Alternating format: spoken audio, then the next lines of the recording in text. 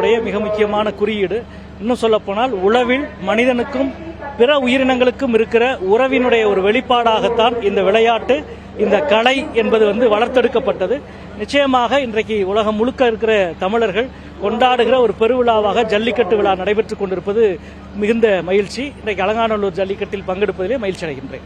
Madurai to Thoothukudi ரயில் பாதை திட்டத்தில் தமிழக அரசு இந்த லேண்ட் இஷ்யூ எதுவுமே இல்லைன்னு சொல்லிட்டு அஸ்வினி வழக்கு கொடுத்திருக்காரு. அது செய்தியாளர் மத்தியில் தவறாக புரிஞ்சுக்கிட்டு அவங்க தவறாக செய்தியை பப்ளிஷ் பண்ணிட்டாங்க. இல்லை, நேற்றைக்கு நான் விரிவாக அறிக்கை கொடுத்தேன். அது செய்தியாளர்கள் மேலே எந்த தவறும் கிடையாது. நீங்கள் அந்த காணொலியை பார்த்தா தெரியும், வேற எந்த சத்தமும் இல்லை. ரொம்ப தெளிவாக அவர் கேட்கிறாரு, மதுரை அருப்புக்கோட்டை தூத்துக்குடி ப்ராஜெக்ட் என்ன நிலைமை என்று கேட்கிற பொழுது அதை தமிழக அரசு வேண்டாம் என்று கடிதம் கொடுத்ததாக மரியாதைக்குரிய ரயில்வே துறை அமைச்சர் அஸ்வினி அவர்கள் சொல்லுறாங்க. ரொம்ப ரொம்ப ரொம்ப தவறான ஒரு செய்தி. அது மட்டுமல்ல, அந்த செய்தி தவறானது என்று பேட்டி கொடுத்த அதிகபட்சம் 1 மணி நேரத்தில் நாங்கள் எல்லாம் ரயில்வே நிர்வாகத்தின் கவனத்துக்கு கொண்டு போயிட்டோம். ஆனால் அவர்கள் எந்த மறுப்பும் சொல்லல. 5 நாள் அந்த செய்திக்கு உயிர் கொடுத்து கொண்டே இருந்தார்கள். இது திட்டமிட்டு செய்கிற ஒரு வேலை. ஒன்றிய அரசு குறிப்பாக ரயில்வே துறையில் தமிழ்நாட்டை முழுமையாக வஞ்சிக்கிறது. மதுரை அருப்புக்கோட்டை தூத்துக்குடி புதிய வழித்தடத்துக்காக கடந்த ஒரு 6 ஆண்டுகள் எனக்கு தெரிந்த 5 முறை நான் இந்த பிரச்சனையை நாடாளுமன்றத்தில் எழுப்பியிருக்கிறேன், எழுத்துப்பூர்வமாக எழுப்பியிருக்கிறேன். அதற்கான நிதியை கொடுக்காமல் தாமதித்துக் கொண்டிருப்பது ஒன்றிய அரசு.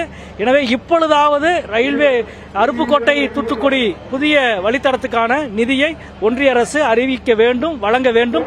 வருகிற பட்ஜெட்டிலாவது முழுமையான நிதியை வழங்க வேண்டும் என்று நான் கேட்டுக்கொள்கிறேன்.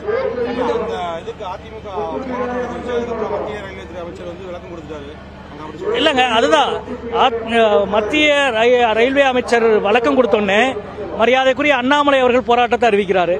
அதனுடைய தொடர்ச்சியாக அதிமுகவும் போராட்டத்தை அறிவிக்குது. ஒன்னும் இல்ல, ரயில்வே துறை எப்படி இயங்குது என்பதை பற்றிய ஒரு குறைந்தபட்ச புரிதல் இருந்தால் கூட இந்த செய்தி உண்மையா என்பதை செக் பண்ணிருப்பாங்க. கடந்த குளிர்கால கூட்டத்தொடரில் டிசம்பர் மாதம் அரசு அளித்த கேள்வி பதிலில் இந்த திட்டத்துக்கான நிதியை பற்றி பேசியிருக்கிறாங்க. அப்படி இருக்கிற பொழுது தமிழ்நாடு அரசை உடனடியாக குற்றம் சொல்ல வேண்டும் என்ற ஒரு அரசியலில் இருந்து மட்டுமே அணுகப்படுகிற உண்மையான தமிழ்நாட்டுக்கு இழைக்கப்படுகிற அநீதிக்கு எதிரான கோபமாக இது பிரதிபலிக்கவில்லை. எனவே அதிமுக அறிவித்த போராட்டமும் சரி, அண்ணாமலை அறிவித்த போராட்டமும் சரி, இன்றைக்கு என்ன செய்வது என்று தெரியாமல் முழித்துக் கொண்டிருக்கிறார்கள் என்றுதான் நான் நினைக்கிறேன்.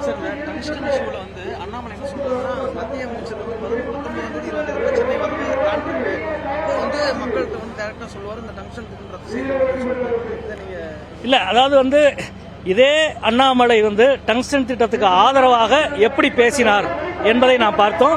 இதே அமைச்சர் டங்ஸ்டன் திட்டத்தை நான் முழுமையா ரத்து செய்ய முடியாது என்று எங்களிடம் 2-3 முறை விவாதம் செஞ்சிருக்காரு. நான் மேலூர் பொதுக்கூட்டத்திலே சொன்னேன், 2000 ஹெக்டேர்ல அந்த தொல்லியல் சின்னம் இருக்கிற 500 ஏக்கர் 198 ஹெக்டேரை தவிர மற்ற இடத்துல அறிவிக்கிறதுல உங்களுக்கு என்ன பிரச்சனை என்று நாங்கள் அறிவிப்போம் என்பதில் உறுதியாக இருந்தார்கள்.